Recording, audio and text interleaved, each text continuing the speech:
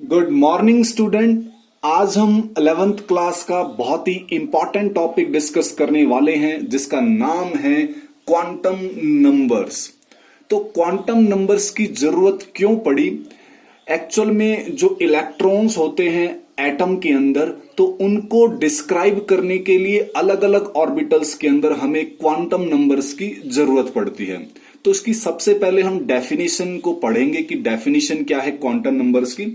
तो it is defined as set of four quantum numbers. Four quantum numbers का ये एक सेट बना रखा है with the help of which, जिनकी मदद से हमें we can give complete information about all the electrons in an atom.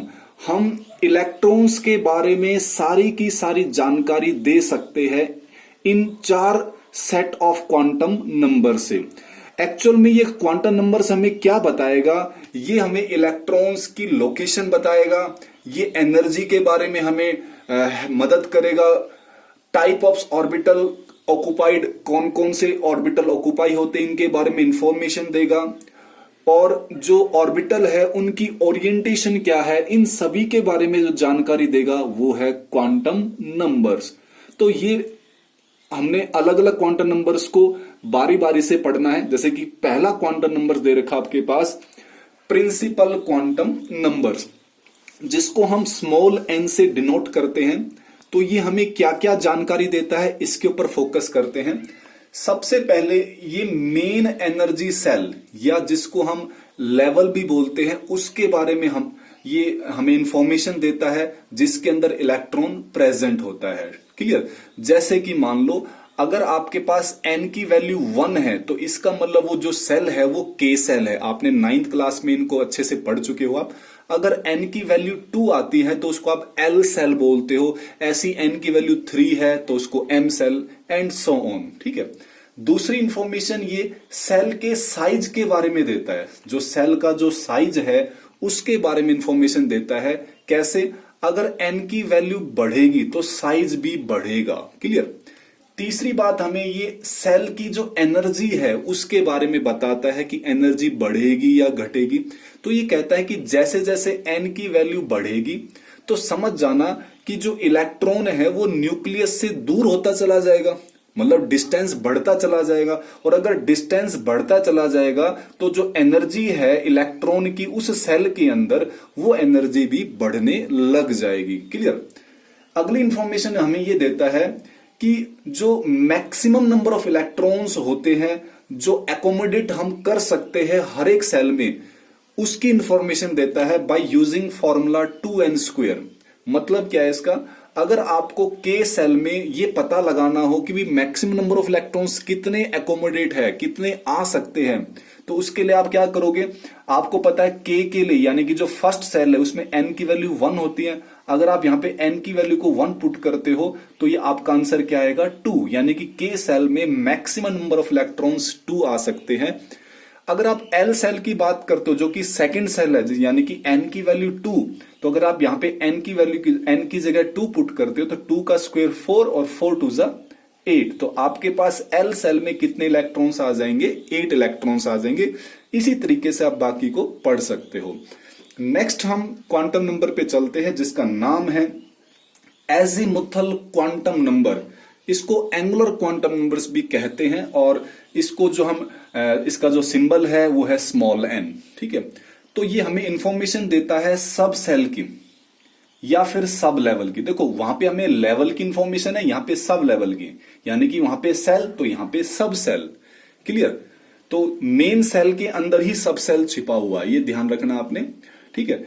और क्या बताता है? ये कहता है कि भाई जो सब सेल की जो संख्या है वो हमेशा प्रिंसिपल सेल की संख्या के बराबर होगा। यानी कि जितने आपके पास प्रिंसिपल क्वांटम नंबर की वैल्यू होगी उतने ही आपके पास सब सेल होंगे। इसको हम इसके लिए हमने एक फॉर्मूला भी डिस्कस करना है। ये कहता है कि हर एक वैल्यू ऑफ n के लिए आपके पास जो l की वैल्यू निकल के आएगी वो आएगी 0 to n-1। तो इसको इंप्लीमेंट करके देखते हैं। ये इंपॉर्टेंट फॉर्मूला आपको याद रखना है। ये कहता है कि मान लो आपके पास सेल है n = 1, तो अगर हम यहाँ पे n की जगह 1 पुट कर दें तो 0 to 0 हो जाएगा, यानी कि सब सेल, यानी कि l की वैल्यू भी क्या आ जाएगी? 0। देखो यहाँ पे कितने एन की वैल्यू कितनी है 1, तो सब सेल भी कितने आया 1 ही आया आपके पास, 1 यानी कि 0 वैल्यू। तो ये एक आंसर आया ना आपके पास, एक आंसर, ये ध्यान रखना मैं 0 नहीं बोल रहा इसको। तो एल की वैल्यू 0 जरूर आया, लेकिन आंसर कितना, ये एक ही तो आंसर है ये। अगर सेल की वैल्यू, अगर आप एन की वैल्यू 2 पुट करते हो तो देखो यहां पुट करके देखो आप, 0 टू 2 माइनस 1 यानी कि 1, तो 0 टू 1 यानी कि एक आपके पास 0 वैल्यू है और एक आपके पास 1 वैल्यू, तो टोटल कितनी वैल्यू आई आपके पास 2, यानी कि आपके पास 2 सब सेल है। यहां से कितने सब सेल है 2, और सेल की वैल्यू भी कितनी है 2। तो ये जो मैंने लिखी थी बात कि जो नंबर ऑफ सेल सब सेल्स होते हैं, ठीक है, वो किसके बराबर होते हैं, एन के बराबर होते हैं। जितनी एन की संख्या उतने ही सब सेल की संख्या होगी। ठीक है, नेक्स्ट बात, जो सब सेल्स होते हैं corresponding to different values of L, L की अलग अलग वैल्यूज के लिए उनको हम कैसे रिप्रेजेंट करते हैं। देखो अगर एल की वैल्यू 0 है तो उसके लिए हमें एस सब सेल हम लिखना पड़ता है हमें, ठीक है। अगर एल की वैल्यू 1 है तो उसके लिए हम पी सब सेल लिखते हैं। ये ध्यान रखना, ये इंपॉर्टेंट है ये, ठीक है, आपको पता होना चाहिए। अगर एल की वैल्यू 2 है तो उसके लिए हम डी सब सेल का इस्तेमाल करते हैं, और अगर एल की वैल्यू 4 है तो उसके लिए हम एफ सब सेल का इस्तेमाल करते हैं, एंड सो ऑन। तो ये सब सेल का नोटेशन भी आपको आना चाहिए, ठीक है।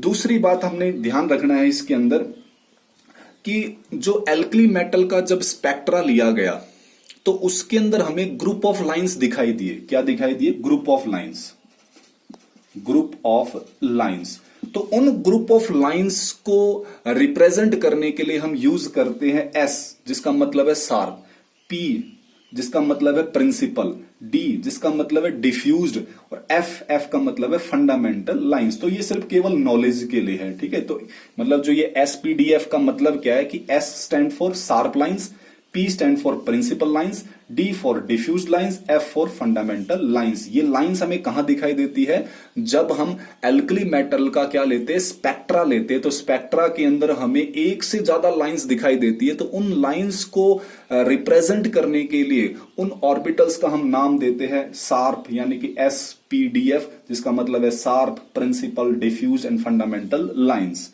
क्लियर। एक चीज और ध्यान रखना है आपने कि अगर n की वैल्यूज 1 है तो l की वैल्यू आपको पता है अभी 0 आएगी, तो उसको कैसे रिप्रेजेंट करेंगे हम सब सेल को। देखो यहां पे हम रिप्रेजेंट करेंगे 1 ऐसे, 1 का तो मतलब है ये n और 0 का मतलब क्या है s। ऐसे अगर n की वैल्यू 2 है तो यहां पे पुट करके देखो फॉर्मूला क्या है l का, 0 टू n माइनस 1। तो n की जगह पुट करो 2, तो 2 माइनस 1 यानी कि 1, तो 0 टू 1 यानी कि एक 0 और एक 1। तो इसके लिए हम कैसे रिप्रेजेंट करेंगे, देखो 2s क्यों लिखा, देखो 2 किसके लिए, n के लिए, और s किसके लिए, 0 के लिए। ऐसे यहां पे 2 किसके लिए, n के लिए, क्योंकि n से ही ये दो वैल्यू निकल के आई है आपके पास। और p किसके लिए यूज किया है, 1, क्योंकि यहां पे l की वैल्यू अगर 1 है तो उसके लिए क्या होता है p। तो ये हमारे पास कितने सब सेल निकल के आए, 2 सब सेल, और n की वैल्यू भी कितनी है, 2। क्लियर। ऐसे ही आप 3 के लिए पढ़ो, 3 के लिए l की वैल्यू क्या आएगी, 0 टू 3 माइनस 1 यानी कि 0 टू 2, तो 0, 1 और 2। अब यहां पे सभी में आप देख रहे हो कि 3 3 आया है, क्यों आया, क्योंकि n की वैल्यू 3 है ना सभी के लिए, और 0 के लिए s, 1 के लिए p, 2 के लिए d। ऐसी आप 4 के लिए चेक कर सकते हो, ठीक है। एक और चीज ध्यान रखना आपने, जो एनर्जीज होती है सब सेल की, ये जो सब सेल हम दिखा रहे हैं इनकी एनर्जी बढ़ेगी अगर l की वैल्यू बढ़ी। जैसे मैं आपसे कहूं भाई 3s, 3p और 3d में किसकी एनर्जी ज्यादा है, तो अगर यहां पे आप गौर से देखो तो n की वैल्यू तो सेम है सभी में, n की वैल्यू क्या है सभी में, 3। अब यहां पे s है तो s का मतलब यहां पे l की वैल्यू क्या है, 0। यहां पे p है तो यहां पे l की वैल्यू कितनी है, 1। यहां पे d है तो यहां पे l की वैल्यू कितनी है, 2। तो जैसे जैसे l की वैल्यू बढ़ेगी तो उन सब सेल्स की एनर्जी भी बढ़ेगी, यानी कि 3d की जो है उसका जो एनर्जी है वो 3p से क्या है, ज्यादा है, और 3p की एनर्जी ज्यादा किससे है, 3s से। एक और चीज आपने ध्यान रखना है कि जो एंगुलर मोमेंटम होता है उसका फॉर्मूला क्या होता है, ये होता है h/2π, ये अपना स्क्वायर रूट हो गया, और l इंटू में l प्लस में 1। ये भी कई बार यूज हो सकता है न्यूमेरिकल क्वेश्चन के अंदर। नेक्स्ट हमारे पास है तीसरा क्वांटम नंबर जिसका नाम है मैग्नेटिक क्वांटम नंबर, जिसको हम m से डिनोट करते हैं, या कई बार इसको हम m और फिर नीचे l से डिनोट कर देते हैं, ठीक है। और कई बार इसको हम केवल सिंपली m से भी यूज कर सकते हैं, ठीक है। तो ये हमें क्या क्या इंफॉर्मेशन देगा इसको समझते हैं एक बारी। ये हमें देगा नंबर ऑफ ऑर्बिटल्स के बारे में जानकारी देगा। देखो अभी तक हमने क्या पढ़ा, पहले हमने पढ़ा सेल, सेल के बाद फिर हम आए सब सेल के ऊपर, सब सेल के बाद अब हम किसके ऊपर आए हैं, ऑर्बिटल के ऊपर। ये ध्यान रखना आपने, ठीक है। सेल्स के बाद सब सेल, सब सेल के बाद अब ऑर्बिटल पे आ रहे। तो जो हमें ऑर्बिटल्स के बारे में जानकारी देता है उसको हम बोलते हैं मैग्नेटिक क्वांटम नंबर, ठीक है। तो इनको आपने ध्यान रखना है। तो और क्या बताता हमें कि हर एक वैल्यू ऑफ एल के लिए जो एन की वैल्यूज होती है वो -L टू +L, ये चीज इंपॉर्टेंट है, इसको ध्यान रखना आपने, ठीक है। इसको भी हम यूज करेंगे, फॉर्मूले को कैसे यूज किया है। मतलब क्या है कि जो L की वैल्यू, हर एक L की वैल्यूज के लिए हमारे पास जो M की वैल्यू निकल के आएगी वो टोटल 2L+1 होगी, 2L+1 होगी। तो इसको भी हम एग्जाम्पल से समझेंगे। पहले इस एग्जाम्पल में फोकस करते हैं। जैसे मान लो अगर आपके पास L की वैल्यू 1 है सपोज, तो आप फॉर्मूले में पुट करो, फॉर्मूला क्या आपके पास -L टू +L, तो L की वैल्यू कितनी है 1, तो यहां 1 पुट करो तो -1 टू +1 हो जाएगा। तो -1 टू +1 कौन कौन सी वैल्यू आएगी, -1 और +1 के बीच में क्या आएगा, 0 भी तो आएगा। तो टोटल आपके पास नंबर ऑफ ऑर्बिटल्स यहां पे कितने आ गए हैं, 1, 2 और 3। तो यानी कि आपके पास 3 ऑर्बिटल्स आ गए हैं अगर आपके पास L की वैल्यू क्या है 1। अच्छा, जब L की वैल्यू 1 होगा तो कौन सा सब सेल होगा, वो p सब सेल होगा, आपने भी पीछे पढ़ा था, ठीक है। तो p सब सेल में कितने ऑर्बिटल्स है, 3 ऑर्बिटल्स है। तो इनको हम कौन से ऑर्बिटल्स बोलते हैं, p ऑर्बिटल्स बोलते हैं, ठीक है, जिसको आप पढ़ोगे आगे जाके px, py और pz। इसी तरह से अगर L की वैल्यू 2 है आपके पास, तो M की वैल्यू देखो क्या क्या आ सकती है, यहां पे पुट करो -2 टू +2, तो -2, -1, 0, +1, +2, इस तरह से आपको जाना पड़ेगा। तो L की वैल्यू 2 किसके लिए यूज होता है, D सब सेल के लिए, क्योंकि L = 2 का मतलब D। तो इस D सब सेल में कितने ऑर्बिटल्स होंगे, 1, 2, 3, 4, 5। तो टोटल 5 ऑर्बिटल्स होंगे और उनको हम क्या बोलेंगे, D ऑर्बिटल्स बोलेंगे, ठीक है। हम एक टेबल को डिस्कस करते हैं, इसको भी थोड़ा सा समझने की कोशिश करना आपने कि हमारे पास ये 2L+1 किस तरह से है, ये भी आपने ध्यान रखना है, ठीक है। तो देखो हम इसको शुरू से पढ़ते हैं। जैसे n की वैल्यू मान लो हमने यहां पे लिख दिया, L की वैल्यू भी लिख रहे हैं, उसके बाद हम मैग्नेटिक क्वांटम नंबर की वैल्यू यहां पे लिख रहे हैं, फिर हम सब सेल बता रहे, सब सेल कौन कौन से होंगे और उन सब सेल की संख्या क्या होगी और फिर नंबर ऑफ ऑर्बिटल्स कितने होंगे। तो देखो एक को समझ लो आप, अगर n की वैल्यू आपके पास 1 है तो L की वैल्यू क्या होगी, 0। कैसे पता लगा 0 आया, क्योंकि आपके पास फॉर्मूला था L के लिए क्या होता था, 0 टू n-1। तो n की वैल्यू 1, तो 1 - 1 यानी कि 0। ऐसे अगर L की वैल्यू 0 आई, अगर L की वैल्यू 0 है तो n की वैल्यू क्या है, -0 टू +0, तो -0 टू +0 यानी कि 0 ही होता है। अब सब सेल देखो 0 के लिए क्या होता है S, और ये 1 क्यों आया, क्योंकि n की वैल्यू 1 है। तो यहाँ पे 1s, तो कितने ये कितनी वैल्यू है, एक ही तो है ये, तो यानी कि एक ही सब सेल है आपके पास, ठीक है। और उसमें ऑर्बिटल्स कितने हैं आपके पास, एक ही आएगा ऑर्बिटल्स, क्लियर। कितने ऑर्बिटल्स आएंगे, एक ही ऑर्बिटल्स आएगा, क्योंकि L की वैल्यू आपके पास 0 है तो M की वैल्यू भी क्या होगी, 0। और M की वैल्यू 0 का मतलब ये हो गया कि आपके पास एक ऑर्बिटल है वो। ऐसे इसको समझो बुरी, अगर n की वैल्यू 2 है मान लो, तो L की वैल्यू क्या होगी, 0 और 1, क्योंकि 0 से लेकर n-1 यानी कि 2 - 1 यानी कि 1, तो 0 to 1, तो 0 से लेकर 1। अच्छा, अगर L की वैल्यू 0 है तो n की वैल्यू भी क्या आई, अभी देखो आपने पढ़ा था ऊपर 0। लेकिन अगर L की वैल्यू 1 है, अगर L की वैल्यू 1 है तो n की वैल्यू क्या होगी, -1 टू +1 यानी कि -1, 0 और +1, ठीक है। अब सब सेल देखो 0 के लिए क्या लिखेंगे हम, S, और ये 2 क्यों लिखा, क्योंकि n की वैल्यू 2 चल रही है अभी, ठीक है। अब यहाँ पे देखो, यहाँ पे p क्यों लिखा हमने, क्योंकि हमारे पास L की वैल्यू क्या है 1, तो L की वैल्यू 1 के लिए p यूज होता है। 2 क्यों लिखा, क्योंकि 2 यहाँ पे हमारे पास n की वैल्यू दे रखी है।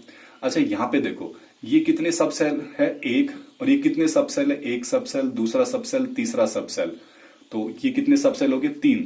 तो 3 प्लस में 1, तो टोटल कितने ऑर्बिटल्स हो गए आपके पास, 4 ऑर्बिटल हो गए।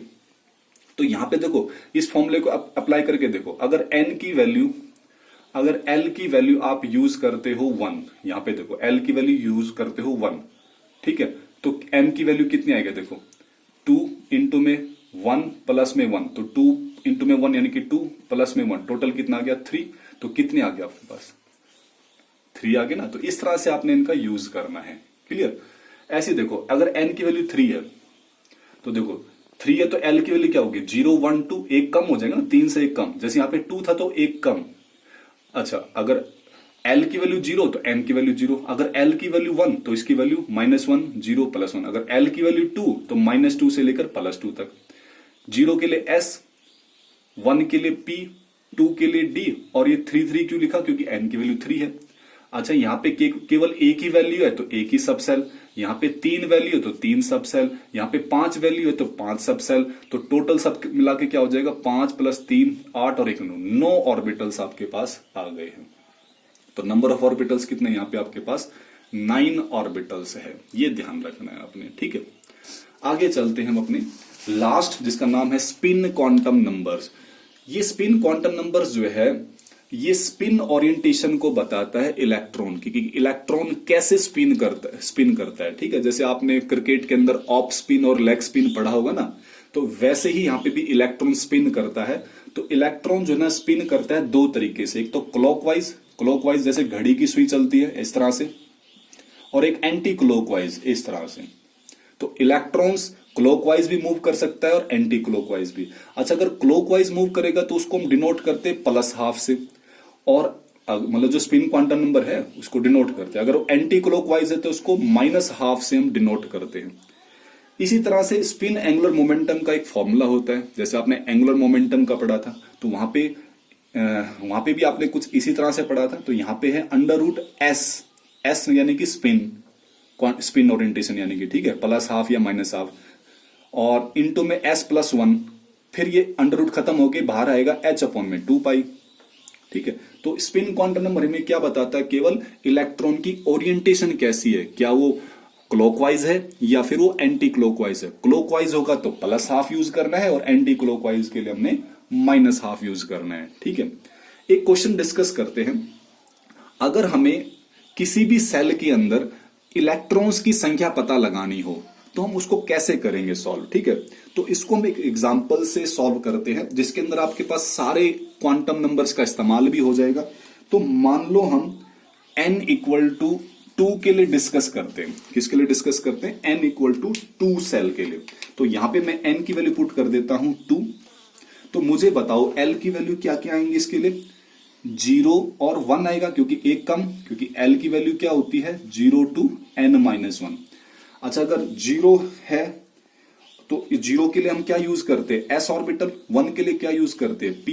तो यहाँ पे 2 है तो यहाँ पे 2 लिखना पड़ेगा, यहाँ पे 1 है तो यहाँ पे क्या लिखना पड़ेगा, सॉरी यहाँ पे 2 है तो यहाँ पे भी 2 लिखना पड़ेगा। तो ये दो हमारे पास क्या है, यहाँ पे l की वैल्यू निकल के आई है। m की वैल्यू कैसे निकालोगे आप, तो m की वैल्यू डिपेंड करेगा l पर। अगर l 0 तो m की वैल्यू भी 0 आएगी, और अगर l की वैल्यू 1 तो आपको पता है फॉर्मूला, आपको पता है -L2 + L होता है।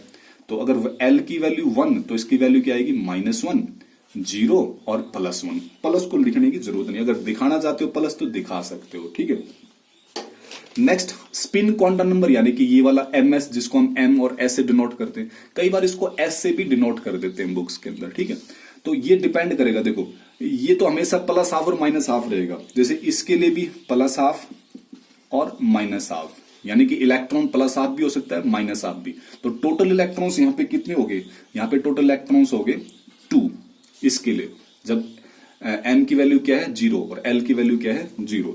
इसी तरह से -1, ये m की वैल्यू है, तो -1 के लिए भी क्या रहेगा, जो इलेक्ट्रॉन की स्पिन है वो +½ हो सकती है या फिर -½ हो सकती है। 0 के लिए भी क्या रहेगा, +½ हो सकती है स्पिन या -½ +1 के लिए भी क्या रहेगा, +½ हो सकती है स्पिन या फिर -½ यानी कि इलेक्ट्रॉन +½ भी सोच कर सकता है, -½ तो यहाँ पे टोटल इलेक्ट्रॉन्स कितने हो गए 2, यहाँ पे टोटल इलेक्ट्रॉन्स हो गए 2, यहाँ पे टोटल इलेक्ट्रॉन्स हो गए 2। तो यानी कि इनको जोड़ेंगे तो टोटल इलेक्ट्रॉन्स कितने हो गए 6। तो ये 6 + 2 कितने, 8 इलेक्ट्रॉन्स। तो नंबर ऑफ इलेक्ट्रॉन्स आपके पास कितने आ गए, ये टोटल नंबर ऑफ इलेक्ट्रॉन्स है, टोटल नंबर ऑफ इलेक्ट्रॉन्स। ठीक है, और ये जो 2 और 6 है ये तो इलेक्ट्रॉन्स प्रेजेंट है किसके अंदर, जब l की वैल्यू 0 और m की वैल्यू क्या है 0 है। ऐसी अगर l की वैल्यू 1 है तो m की वैल्यू -1 में 2 इलेक्ट्रॉन्स, m की वैल्यू 0 के लिए भी 2 इलेक्ट्रॉन्स, +1 के लिए भी 2 इलेक्ट्रॉन्स, टोटल कितने 6। लेकिन ये 6 + 2 टोटल कितने हो गए 8 इलेक्ट्रॉन्स। ये 8 इलेक्ट्रॉन्स किसके अंदर निकल के आए आपके पास, जब n की वैल्यू क्या थी 2 थी। तो इस तरह से हमने क्वेश्चन को डिस्कस किया है। मेनली आपने इन चारों क्वांटम नंबर्स के ऊपर फोकस करना है। नेक्स्ट वीडियो के अंदर हम इसके ऊपर जो क्वेश्चन बनते हैं उनको डिस्कस करेंगे।